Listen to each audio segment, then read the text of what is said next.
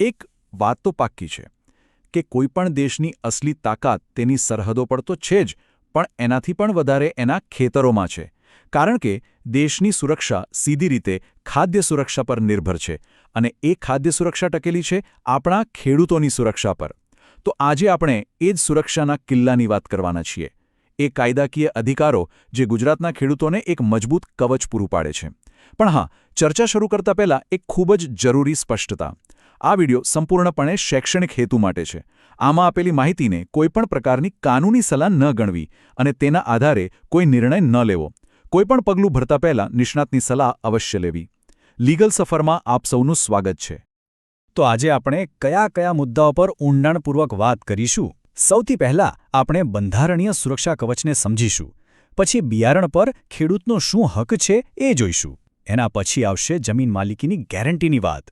અને પછી બજાર અને ભાવની ખાતરી કેવી રીતે મળે છે એ પણ જાણીશું. અને છેલ્લે આ ડિજિટલ યુગમાં ખેડૂતોને કઈ નવી સહાય મળી રહી છે એના ઉપર નજર નાખીશું. તો ચાલો આપણે આ કિલ્લાના પાયાથી જ શરૂઆત કરીએ. એનો સૌથી પહેલો અને સૌથી મજબૂત સ્તંભ એટલે કે આપણું બંધારણ, જે ખેડૂતોના બધા જ અધિકારોનો મૂળ આધાર છે. હવે જુઓ, તમને જાણીને કદાચ નવાઈ લાગશે કે આપણા આખા બંધારણમાં ક્યાંય પણ સીધે-સીધું ખેડૂતોના અધિકારો એવો શબ્દ નથી લખ્યો. તો સવાલ એ થાય કે પછી આ બંધારણ પાયો કઈ રીતે બન્યું? વાત એમ છે કે બંધારણના જે મૂળભૂત સિદ્ધાંતો છે એ જ ખેડૂતો માટે એક એવું મજબૂત કાનૂની રક્ષણ કવચ તૈયાર કરે છે જેના પર આખો અધિકારોનો કિલ્લો ઊભો છે. આપણે સ્ક્રીન પર જોઈ શકીએ છીએ કે કયા અનુચ્છેદો ખેડૂતો માટે મહત્વના છે. જુઓ, અનુચ્છેદ 14 એ ખાતરી આપે છે કે કૃષિ નીતિઓ કોઈની સાથે ભેદભાવ ન કરે. પછી અનુચ્છેદ 19(1)G એ દરેકને પોતાનો વ્યવસાય કરવાની સ્વતંત્રતા આપે છે, જેમાં ખેતી પણ આવી જાય. સૌથી મહત્વનો છે અનુચ્છેદ 21 જીવન જીવવાનો અધિકાર. સુપ્રીમ કોર્ટે કહ્યું છે કે આમાં આજીવિકાનો અધિકાર પણ સામેલ છે, એટલે કે ખેતી કરીને ગુજરાન ચલાવવાનો હક. એવી જ રીતે અનુચ્છેદ 39, 43 અને 48 પણ ખેડૂતો અને ખેતીને લગતી બાબતોને સુરક્ષા આપે છે. સાચું કહું તો આ દરેક અનુચ્છેદ જાણે કે આ કિલ્લાની એક મજબૂત ઈંટ છે. ચાલો, તો હવે બંધારણના મજબૂત પાયા પરથી આપણે કિલ્લાના બીજા માળ પર જઈએ. અને આ માળ બનેલો છે ખેતીના સૌથી મૂળભૂત અને સૌથી અગત્યના ઘટકથી, એટલે કે બિયારણથી. એક સવાલ જે હંમેશા ચર્ચામાં રહે છે કે બિયારણ પર અસલી હક કોનો?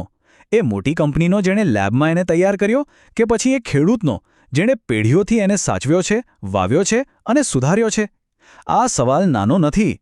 વર્ષો સુધી આના પર મોટી મોટી કંપનીઓ અને આપણા પરંપરાગત ખેડૂતો વચ્ચે એક સંઘર્ષ ચાલ્યો છે. અને આ જ સંઘર્ષના અંતે ભારતમાં એક ક્રાંતિકારી કાયદો બનાવવામાં આવ્યો. અને એ કાયદો છે the protection of plant varieties and farmers rights act 2001, ટૂંકમાં PPV એન્ડ FR એક્ટ. આ કાયદાએ ખેડૂતોને કુલ 9 જેટલા વૈધાનિક એટલે કે કાયદેસરના અધિકારો આપ્યા છે.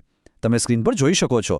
બિયારણ મેળવવાનો અધિકાર, લાભમાં ભાગીદારી, વળતર, યોગ્ય કિંમત. આ લિસ્ટ લાંબુ છે. પણ આ કાયદાની સૌથી મોટી વાત શું છે ખબર છે?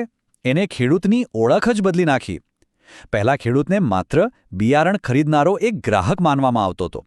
પણ આ કાયદાએ કહ્યું, ના, ખેડૂત માત્ર ગ્રાહક નથી, એ તો બિયારણની નવી જાતોનો સર્જક અને સંરક્ષક પણ છે.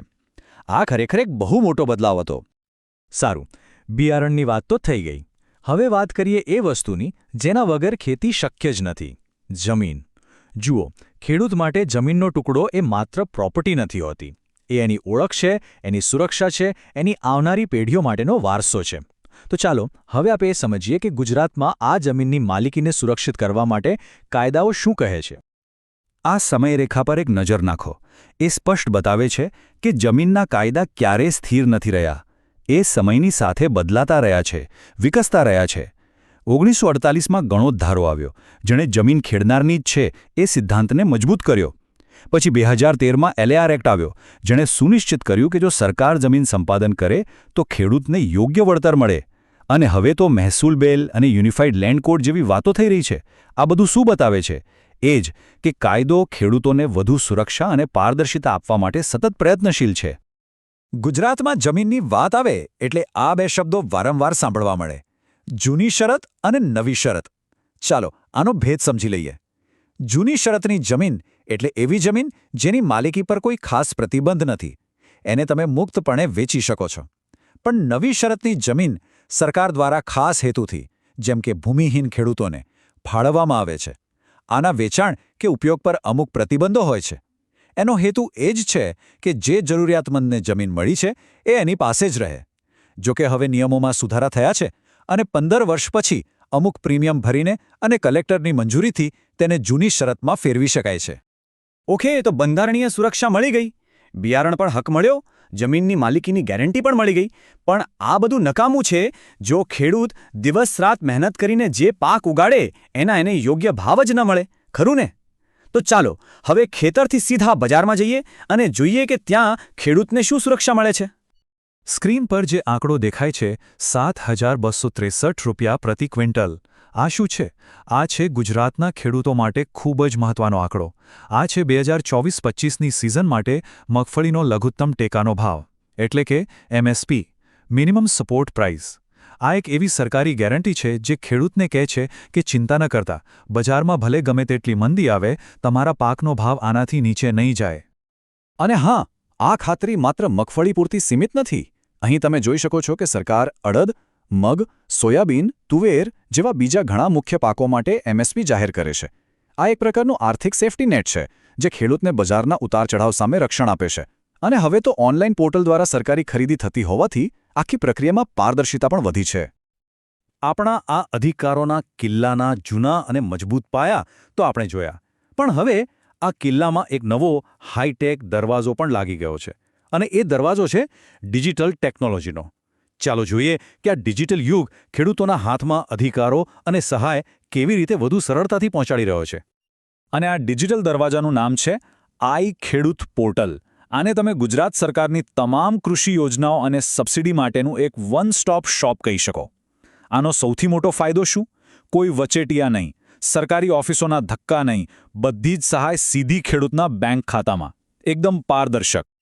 અને એવું નથી કે આ કોઈ અઘરી પ્રોસેસ છે, બિલકુલ સરળ છે. જુઓ, સ્ટેપ 1, ઓનલાઈન પોર્ટલ પર જાઓ.